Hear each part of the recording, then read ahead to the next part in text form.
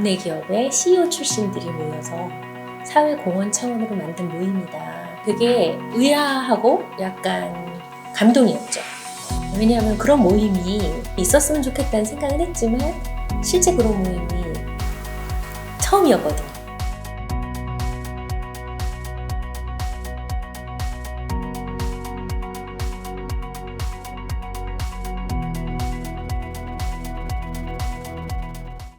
아마 2010년도에 김정은 부장 그 조찬회의 때 가서 서로 만나가지고 CEO 지식 나눔이라는 이런 모임이 있는데 이거 하시지 않겠냐고 그래서 그거 한다고 좋다고 그래가지고 제가 그러니까 아마 창립 그 다음에 그러니까 이제 구현되는 거죠. 그 조영철 회장이 이제 추천해가지고 특히 이제 제가 그 강의 부문 대표를 맡고 있으면서 이제 그 강의 부분에 굉장히 그 많은 주력을 했는데 저 회사나 단체 이런 데 가서 근데 강의의 내용이 조선산업에 관한 것이 주였고 그다음에 또 이제 학교 가서는 이제 전공과 직업 뭐 이런 것들 그때는 고등학생들도 그 전국적으로 다니면서 강의도 했고 전공을 결정하는 연령이 고등학교 때이기 때문에 고등학교 학생들한테도 그게 필요하다고 생각해요. 근데 요즘에 우리나라 고등학생은 너무 바쁘니까 옛날에 우리는 학교 선생님들한테 가서 물어보고 개인적으로 그러고 생각도 하고 이렇게 하면 됐거든. 근데 그걸 어떻게 가르쳐줄 거냐 우리한테 굉장히 중요한 거라고 생각해요. 한국 장학재단 그 멘토링 제도가 그때 이제 막 시작이 돼서 우리 CEO 지식 나눔 재단에서 많이 참여를 했죠. 제가 바로 CEO 지식 나눔 시작되기 전에 저도 이제 30분 중에 창립 멤버 중에 하나거든요. 그러니까 10년 전에 이걸 CEO 지식남 처음 창립할 때 그때 한 30명으로 시작되는데 그때 참여를 저는 이제 창립할 적에 멤버였었는데요. 그 신원기 사장이 추천해가지고 들어왔습니다.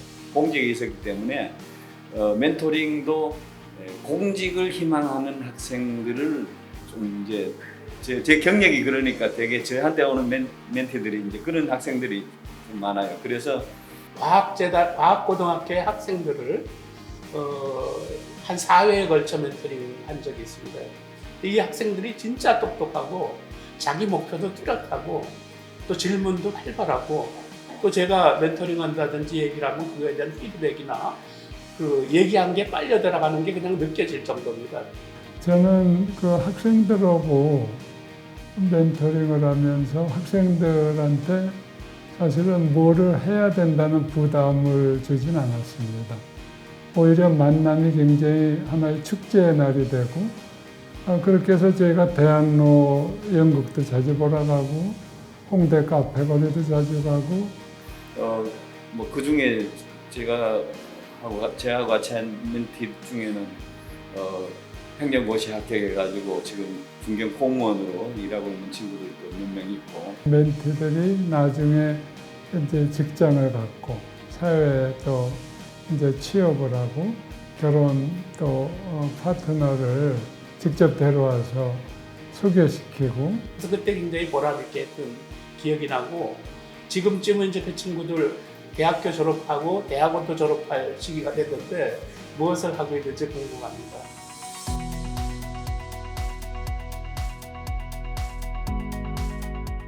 김종훈 회장님 추천으로 2014년 정도에 들어오지 않았나 싶네요. 근데 회비가 500만 원이래요. 이거 하는데 아무리 봉사도 좋지만 이거 500만 원씩 매년 내는 것이 좀 부담스럽다라고 생각을 하면서 한 6개월간 뜸을 들이다가 500만 원을 매년 내는 줄 알았어요. 결심을 하고 들어왔죠. 들어왔는데 나중에 알고 보니까 1년만 내는 거더라고요. 그래서 얼마나 감사한지.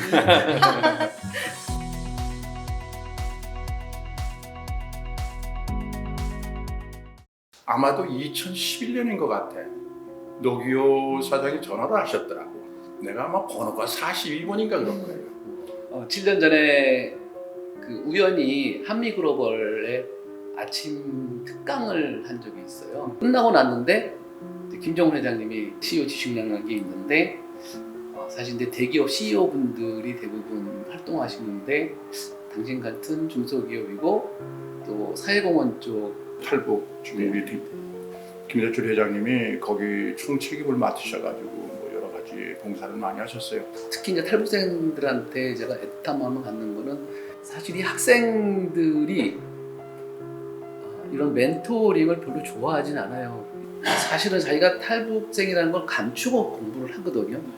우리가 지금 했던 거는 그래서 1대1 멘토링을 시작을 했고 매달 한 번씩 만나면서 이들이 필요한 거를 하나씩 좀 가족적인 분위기에서 이걸 어떻게 풀어가나. 서울브리지 대학에 우리 회원 중에 한 분이 지금 그 이명우 사장이 그분이 이제 그쪽에 계신. 그래서 제가 쭉 매년 했는데 주로 이제 러시아, 중앙아시아, 그리고 동남아시아, 아프리카까지 처음에는 있었어요. 그래서 이 학생들 보통 7명에서 10명 정도 했는데 상당히 호응도가 좋고 그래서 내가 그 친구들한테 물어봤어요. 너희 나라 예를 들어 싱가포르 쪽에서 온 아이가 있길래 너희 나라 뭐 인시아드 같은 것도 너희 나라 와 있고 이런데 어째서 한국에 왔느냐 그랬더니 아주 귀중한 얘기를 해주더라고요. 한국이 이제까지 그 급성장한 발전의 토대가 자기들이 중후진국에서 배우서 하는 모델이 되기 때문에 여기 와서 배우는 것이 미국 하버드나 미국 무슨 비즈니스 스쿨 가는 것보다 훨씬 나을 거로 생각하는 게 그 대답을 하나 들으면 한 70%가 넘어요. 여기 오는 외국인 학생들은 대부분 자기 나라에 가서 앞으로 지도자가 되기 위해서 노력한다고 그러니까 경험하고 또 연륜에서 오는 지혜가 있다고 한다면 그걸 공유할 수 있는 가치 중에 하나가 리더를 키우는 거 아니겠습니까?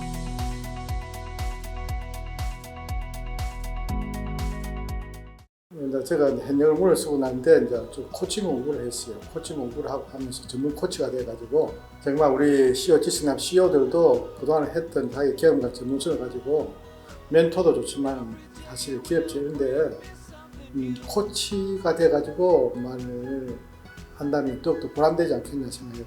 코칭 분야를 좀 더 활성화하게 해가지고 전문 코치 몇 분들 영입을 했죠. 현대자동차 임원 코칭을 했어요. 하면서 상당히 좀 보람됐고.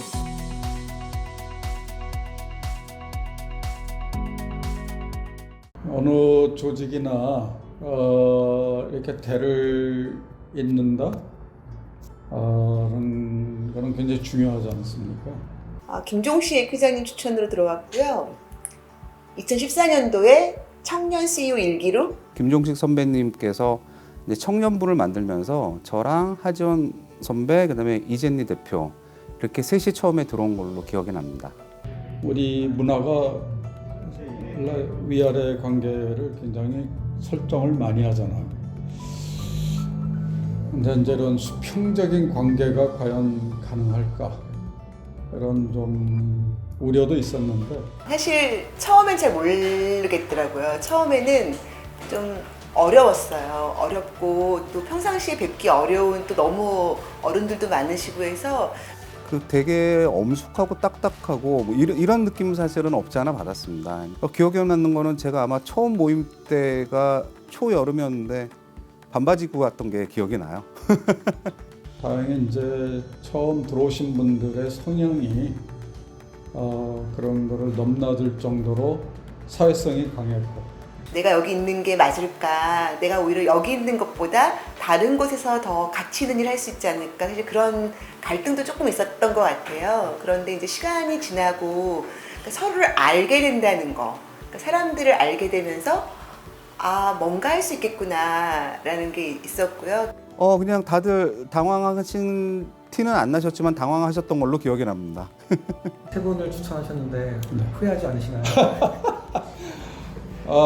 저는 후회할 이유를 아직은 못 찾았던 것 같아요. 사람이 금방 들자리 날자리 느낀다고 그러는데 그럼에도 불구하고 되게 좋게 받아주셨던 것 같아요. 제가 무슨 일을 하고 뭐 하는지에 대해서 되게 궁금해하셨었고 거기에 대해서 좀 말씀 나누다 보니까 저도 좀 경직된 것들이 사라지고 그래서 이 부분이 되게 재밌겠구나라는 생각이 그때 처음 들었습니다.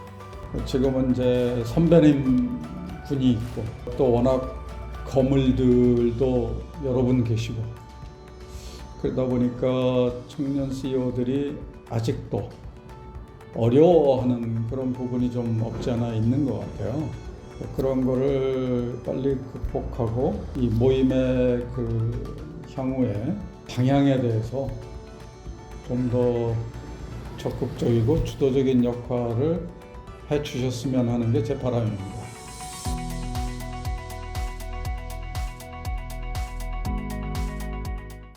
내부적으로는 우리가 이제 초창기에 모임이 그 정기 모임이 이제 한 달에 한 번 있고, 그다음 연말에 이제 그 송년 모임이 있기 때문에 서로 그 내부적으로 가까워질 수 있는 그런 기회가 좀 없었기 때문에 또 우리가 이제 그러지 말고 한번 저 오프라인에서 1년에 몇 번씩으로 정기적으로 만나서 이제 그 등산도 하고 그 친목을 좀 도모하는 게 좋겠다 싶어서 그 소음 모임이 활성화됐죠. 저희가 이제 그 골프도 있고 등산도 있고 이제 조금 그 액티브한 그런 활동들이 있잖아요. 그래서 제가 이제 골프 부문을 지금 맡고 있는데 골프 모임에 초대를 받고 이제 프리 데뷔를 했었습니다. 첫 모임에 그때 유일하게 아는 분은 우리 김종식 회장님이셨고, 그 다음에 같은 조에 하셨던 분이 김기용 회장님, 조봉영 회장님. 그래서 데뷔 무대를 혹독하게 치렀습니다. 가장 원로 분들께 데뷔하는 자리였는데 그 이후로 엄청 친했습니다. 작년에 했던 라나 핀타 16명이 이제 저희가 호주 사막지대에 가서 트레킹, 장거리 트레킹을 했습니다. 가끔 뵀었던 회장님, 대표님들과 이렇게 오랜 시간 동안 같이 그 동고동락하는 시간을 통해서 연대감 이런 것들 더 들 수 있게 됐고요. 매일마다 걸으면서 뭐 여러 가지의 부분들을 CEO 분들과 같이 그 교감을 하면서 많은 부분들을 배울 수가 있었던 것 같습니다. 네. 그 제가 이제 한 10년 정도 그 미술 쪽에 이제 공부도 하고 미술 분야가 전복되면은 굉장히 그 좋겠다. 이거 그냥 두기 아까웠고 이래서 우리가 이제 제안을 한번 했죠. 내가 미술 강의 한번 할 테니까. 저희가 이제 아무래도 시니어들이기 때문에 기기 만지는 것이 좀 서툴 수가 있는데 갑자기 코로나 때문에 저희가 비대면 강의를 해야 되지 않았습니까? 멘토링을 하기 위해서 PT를 준비를 항상 하기 때문에 콘텐츠를 공유 화면에 띄워서 제가 이제 강의를 하고 서양 미술을 한번 정리를 했죠. 고대 미술부터 현대 미술까지 미술사를 쭉 한번 이렇게 엮어줌으로 인해 가지고 이게 내가 그 본 미술 이게 어느 시대 때 어느 이 영향을 받고 이게 된 미술이다 이거 알면은 좀 더 한 단계 깊이 들어가고 또 공부하고 싶은 생각도 나고. 어쩌다가 온라인 강의를 하게 돼서 어온 강의라고 하는 새로운 단어가 생겼지 않았습니까? 근데 이제는 늘 온강이 되었습니다. 늘 온라인 강의를 하게 되는 그런 시대가 됐기 때문에 우리 시니어들도 이런 IT를 이용한 그런 교육 기법에 대해서는 깊은 관심을 가져야 되지 않을까 이렇게 생각합니다.